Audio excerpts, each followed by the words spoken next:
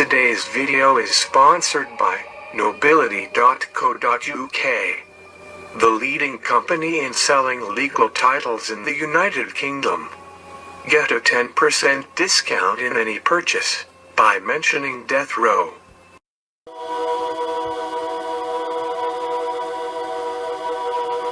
The death penalty in Maryland has changed significantly since the first person was executed in 1773. Especially in the past 50 years. As of 2013, Maryland has repealed the death penalty, and the harshest sentence in the state is now life without the possibility of parole. The repeal of the death penalty also led to the commutation of the sentence of all previous death row inmates to life without the possibility of parole. The decision to remove the death penalty as an option has been supported by many, but also has been fairly controversial for its potential ramifications on sentencing going forward. Capital punishment was abolished via the legislative process on May 2, 2013, in the U.S. state of Maryland. The death penalty had been in use in the state, or, more precisely, its predecessor colony since June 20, 1638. When 2 men were hanged for piracy in St. Mary's County. A total of 309 people were executed by a variety of methods from 1638 to June 9, 1961, the last execution before Furman versus Georgia. Since that time, 5 people have been executed. The death row for men was in the North Branch Correctional Institution in western Maryland's Cumberland area. The execution chamber was in the Metropolitan Transition Center. The 5 men who were on the state's death row were moved in June 2010 from the Maryland Correctional Adjustment Center. Maryland's first execution was of 4 servants in 1773 for the murder of their master.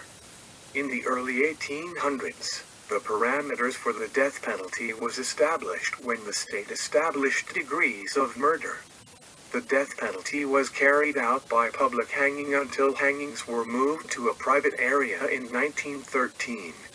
In the 1960s, the gas chamber was briefly used for executions, but only 4 individuals were executed in that manner. In 1994, lethal injection became the primary method of execution. Interestingly, since 1923 all those executed in Maryland have been men.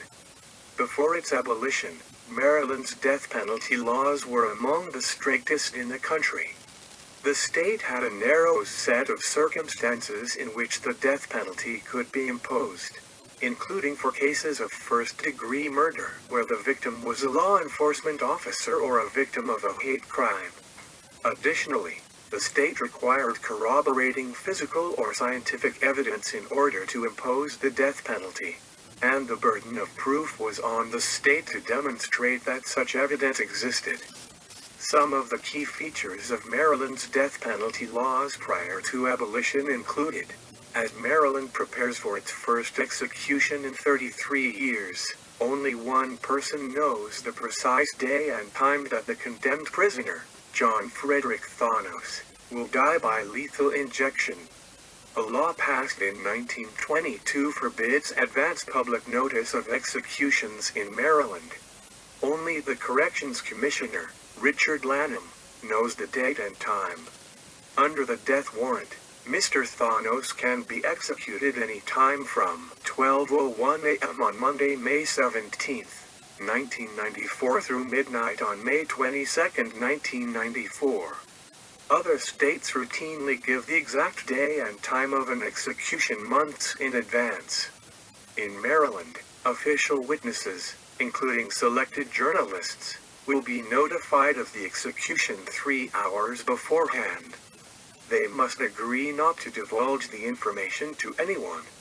Frederick Thanos was born in Dundalk, Maryland in 1949, to John Stephen and Patty Thanos. His father Stephen was described as a mentally ill WW2 veteran who severely abused John Thanos and even drugged his wife. Frederick Thanos was expelled from school and spent many years in and out of prison for various crimes he committed. John Frederick Thanos had a very rough upbringing. He came from a broken home. On the night of October 1969, John Frederick Thanos assaulted and raped a woman in Rosedale, Maryland. John Frederick Thanos was charged for the offense and was sentenced to 21 years in prison. At his trial, he threatened the judge and later attempted to break out of prison in 1971.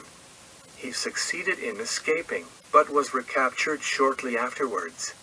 Thanos was released from prison in April 1986. However, he returned only a month later after he committed an armed robbery at a convenience store. He was sentenced to a further 8 years in prison. On April 15, 1990, John Frederick Thanos was accidentally released early due to a mistake by a prison official who was later fired. Upon his release, John Frederick Thanos went to work as a bricklayer and then as a chicken processor in Salisbury. A woman gave him a car ride. In the summer of 1990, he exposed himself to a woman who gave him a ride. The woman charged him for the offense and John Frederick Thanos feared he would be returned to prison. Thanos would later reveal in a videotaped confession that he embarked on a crime spree because he was worried his parole was going to be revoked. On August 29, 1990, John Frederick Thanos quit his job and purchased a .22 caliber semi-automatic rifle. He sawed the barrel down so he could fit the weapon in a black doctor's bag which he carried around with him. That same night, he robbed a cab driver at gunpoint and forced him into the trunk of the vehicle, threatening to kill him if he refused to comply with his demands. On August 31st, John Frederick Thanos encountered 18-year-old Greg Taylor while hitchhiking. Holding him at gunpoint while in his car, Thanos ordered Taylor to drive to a wooded area along a deserted logging road, where he intended to tie him to a tree. When Taylor refused to comply with his demands, John Frederick Thanos laid Taylor down and murdered him by shooting him in the head 3 times. He then stole Taylor's car and altered his appearance to look more like him. On September 1, 1990, John Frederick Thanos arrived at a gas station and traded his father's watch to 16-year-old Billy Winebrenner for $20 and some gas. The two made a deal in which John Frederick Thanos could return to the gas station and pay $60 to get the watch back. The following day, Thanos robbed a convenience store in Salisbury and shot the clerk in the head. The clerk survived the shooting, and John Frederick Thanos stole $96. On September 3rd, Thanos returned to the gas station and encountered Winebrenner and his 14-year-old girlfriend, Melody Pistorio, who had come to the gas station to keep him company. Winebrenner did not have the watch with him, as he had given it to Pistorio, who had left it at home in her jewelry box. Enraged, Thanos took out his gun and robbed the gas station at gunpoint, demanding Winebrenner fill his bag with cash. The pair handed over all the cash from the register. Thanos then fatally shot each of them twice in the head and fled the store. He may have got away with life imprisonment but for his big mouth. At a hearing to determine if he should get the death penalty, John Frederick Thanos stated that he still had a desire to dig these brats' bones out of their graves right now, beat them into powder and urinate on them and then stir it into a mercury yellowish elixir and serve it up to their loved ones. The judge then asked him for his preference, death or life imprisonment without a possibility of parole. Convicted killer John F. Thanos said at his sentencing hearing that he would find pleasure in defiling the remains of his 2 teenage victims to torment their grieving loved ones.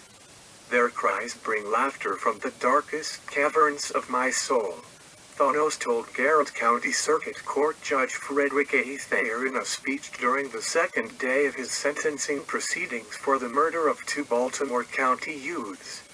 John Frederick Thanos, wearing a navy blue skull cap decorated with a Playboy bunny, threatened his 2 attorneys and their families. He called Baltimore County Deputy State's Attorney Sue Shenning a hysterical woman and said he had cast a spell of cancer on her female organs.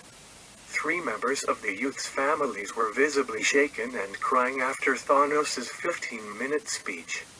He called them cowards for not trying to kill him in revenge for murdering the teenagers.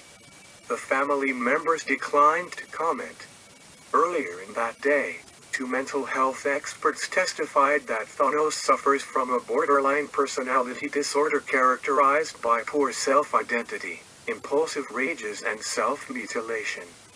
Thanos was convicted of the 2 youths' murders by a jury. He already has been sentenced to death for the murder of a 3rd youth on the Eastern Shore on August 31, 1990. All 3 murders occurred after Thanos was mistakenly released from the Eastern Correctional Institution in Somerset County on April 5, 1990. Thanos waived his appeals and refused to fight his death sentence after he was convicted and sentenced to die. On May 17, 1994, he became the first man executed in Maryland by lethal injection, the method used by more than 30 of the 38 states with death penalty laws. His last words were adios. Thanos was 45 years old at the time of his execution. Thank you for watching Death Row.